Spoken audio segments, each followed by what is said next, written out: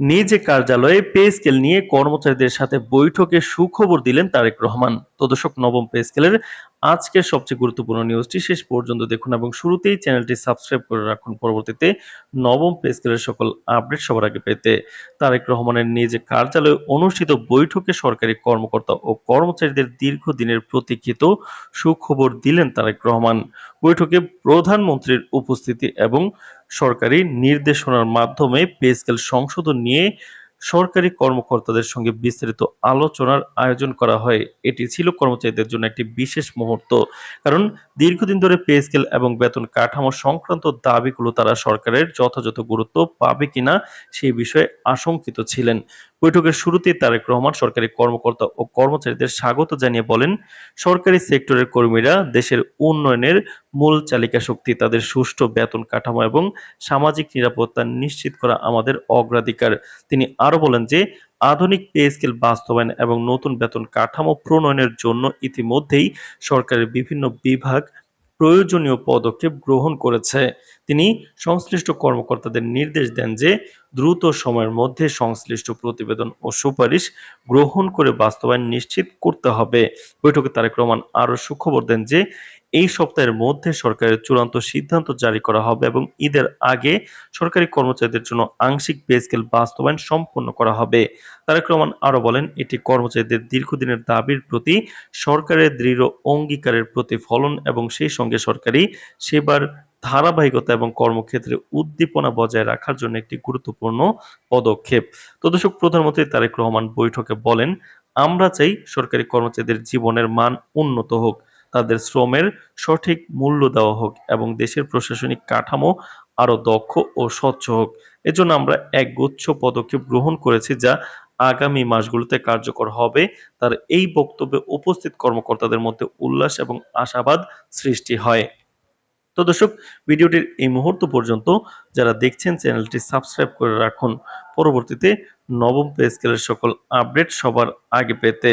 তো দর্শক, এছাড়াও বৈঠকে পে স্কেল সংশোধনের পাশাপাশি সরকারি কর্মচারীদের অন্যান্য সুবিধা এবং সামাজিক নিরাপত্তা বিষয়ে আলোচনা করা হয়।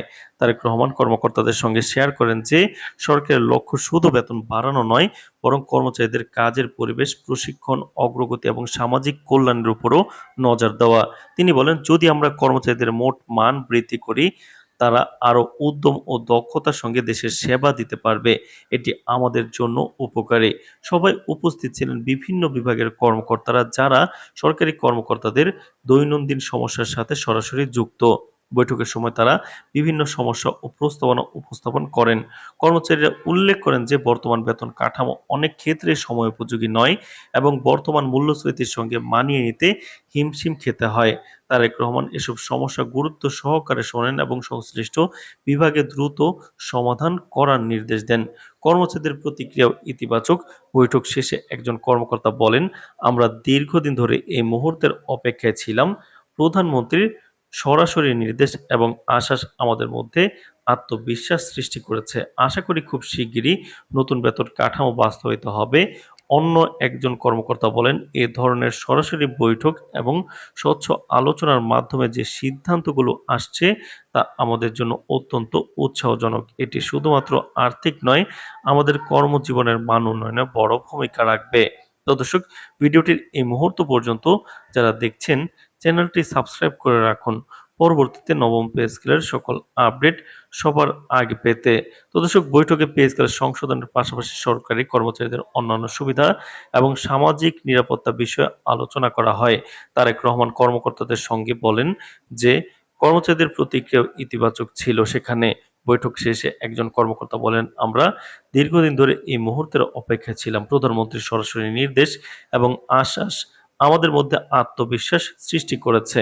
আশা করি খুব শীঘ্রই নতুন বেতন কাঠামো বাস্তবিত হবে। অন্য একজন কর্মকর্তা বলেন, এ ধরনের সরাসরি বৈঠক এবং স্বচ্ছ আলোচনার মাধ্যমে যে সিদ্ধান্তগুলো আসছে তা আমাদের জন্য অত্যন্ত উৎসাহজনক।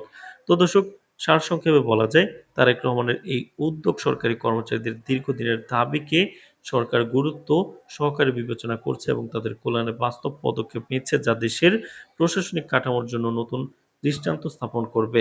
তো দর্শক, ভিডিওটির এই মুহূর্ত পর্যন্ত যারা দেখছেন চ্যানেলটি সাবস্ক্রাইব করে রাখুন পরবর্তীতে নবম পে স্কেলের আপডেট পেতে।